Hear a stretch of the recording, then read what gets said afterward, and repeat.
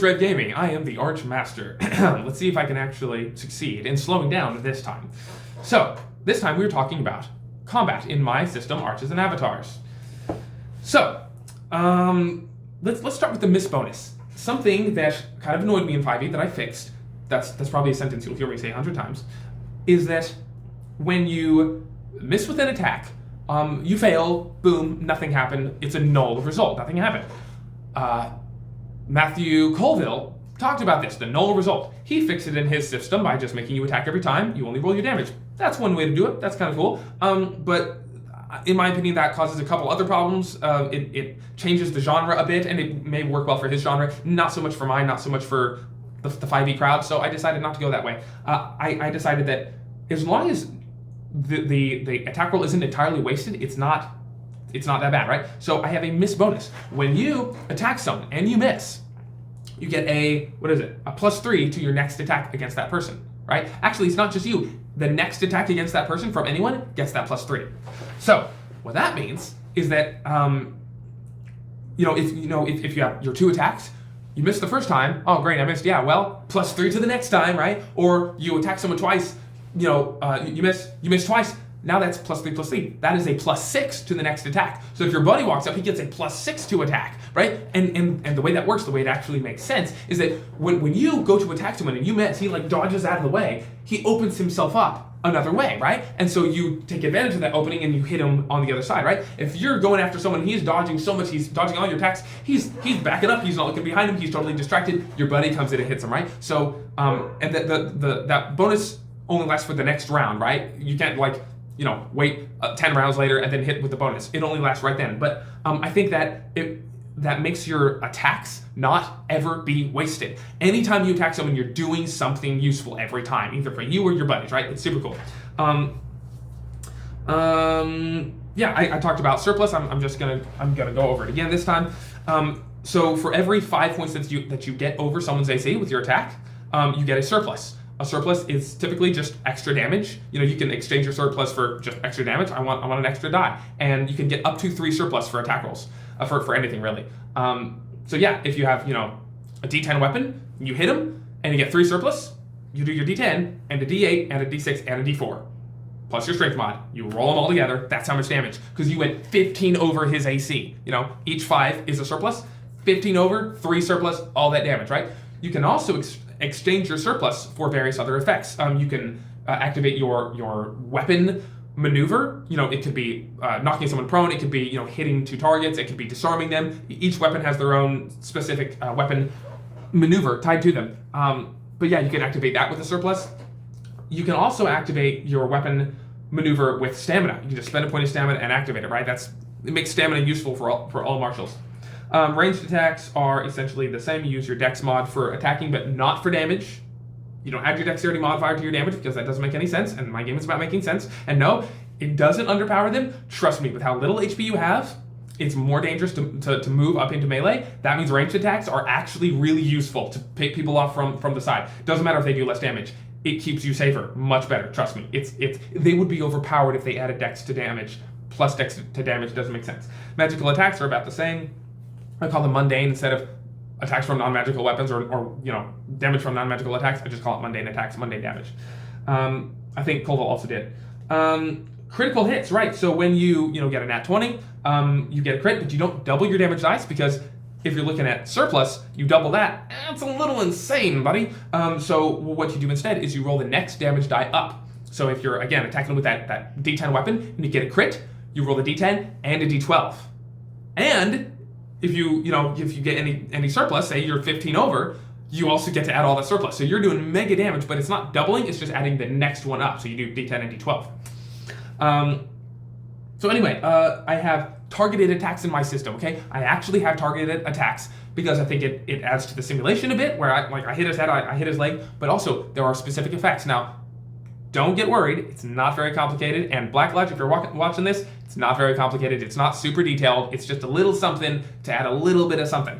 So, with targeted attacks, I used to have it where you got a penalty to your roll, a -3 to attack, but then I noticed that my players just never use targeted attacks, because who wants a -3? So I dropped it, and I'm experimenting with having no penalty to see if that makes things work better. Anyway, man, in order to go this, I'll have to talk about injuries. Maybe I will. I'll talk about targeted attacks in the end if I have time. Next, AC, avoidance class. Not armor class, it's avoidance class. Okay, in my system, you have your AC as normal. If the enemy misses, if they miss you, they go into your AC, they don't hit you, they may get a miss bonus if the GM wants to track the miss bonus for the monster. But yeah, they miss you. If they go over your AC, they hit you. If it's right on your AC, it's a glancing blow, and they don't add their strength mod. They take their weapon die and they just choose the next lower weapon die. So if they hit you with a D8 weapon, they only use the D6. They just roll the D6, no extra strength. That's it. It's a glancing blow. If that's too complicated for you, you could ignore it and just say meets it, beats it if you want. I don't, but to each their own. It's a minor change. But your AC. Here's where AC works really well with the action economy. Okay, it's really cool. I like this a lot. So. Like where do I even start? Your AC is just 10. Base 10, flat 10, it's the average of your D20. It's rounded down, of course, everything's rounded down in my system. So your AC is just 10, all the time, normal, okay? You can choose to spend your actions, your move action, your achieve action, your speak action, or think action.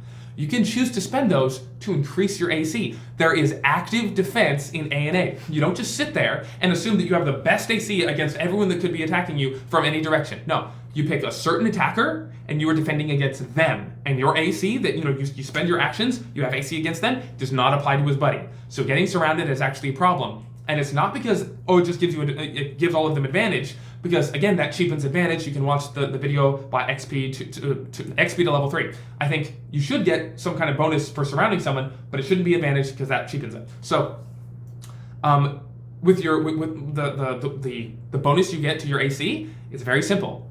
It's the modifier of one of your attributes. So your move action is tied to your dex, right? Because movement and dex, it kind of makes sense, right? Your achieve action, the thing you do, is tied to your strength, right? It doesn't mean every achieve action you do has to use strength, but they're linked, right?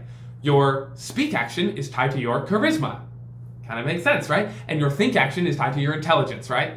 So, again, you can use your achieve action to, do something that doesn't use strength, but still they're tied that way. It's a good way to think about it. So, if you want to use your move action to defend, to give yourself a higher AC than 10, like someone attacks you, it's like, all right, it's a 12 to hit. You're like, I want higher than that. You add your dexterity modifier to your 10 AC. So if you have like a 16 dex, you have a +3 dex mod.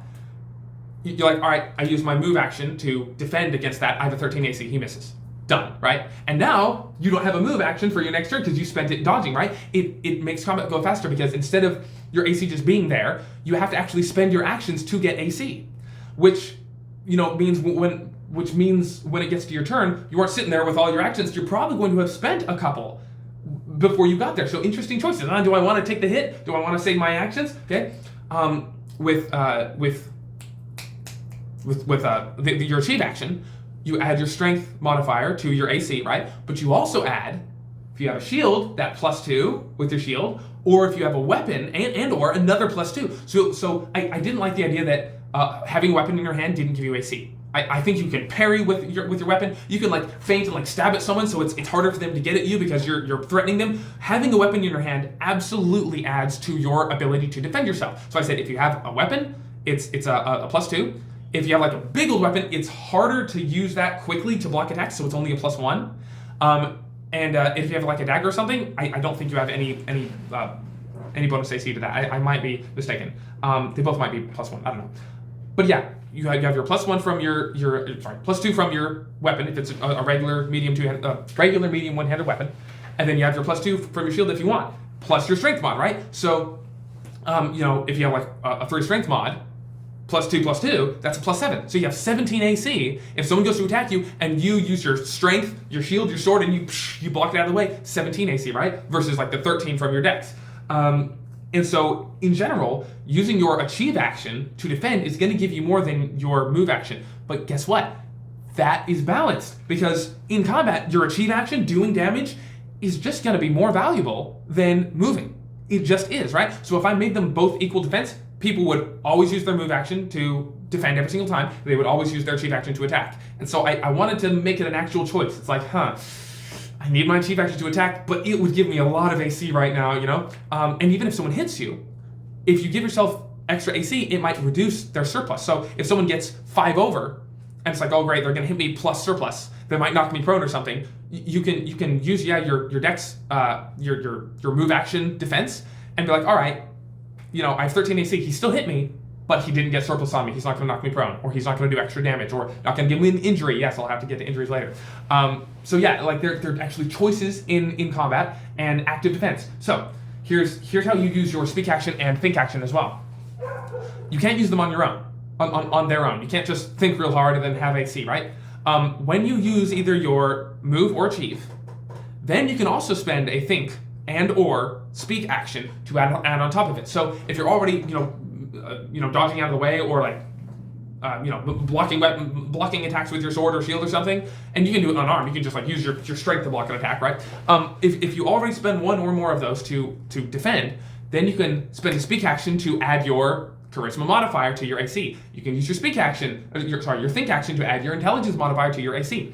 And again, this makes sense. You are using your speak action to either intimidate the person, distract them. There's a reason why people do battle cries, is they actually work. They make people flinch, they make people distracted, right? So you're using your speak to, in one way or another, you get to flavor it however you want, but in one way or another, you use your speak action to give yourself a little AC bonus. With think, it's kind of like tactics. It's like, okay, he's swinging up, he's going around, if I duck right here, I missed him, right? It's about studying, it's about thinking, and how exactly should I avoid this attack? Here's another cool thing about avoidance and defense and all that. You can you can double up.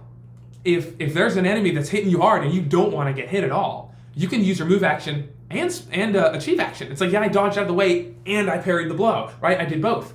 You can use all of your actions if you want. You can you can be dodging out of the way, parrying the attack, yelling at the person, and thinking the whole time, like, okay, he's going in here, it's a downward arc, if I duck right under here, right? You use all of your actions to help you avoid. You can spend all your actions, have like a 22 AC, and you completely dodged it. It's your choice.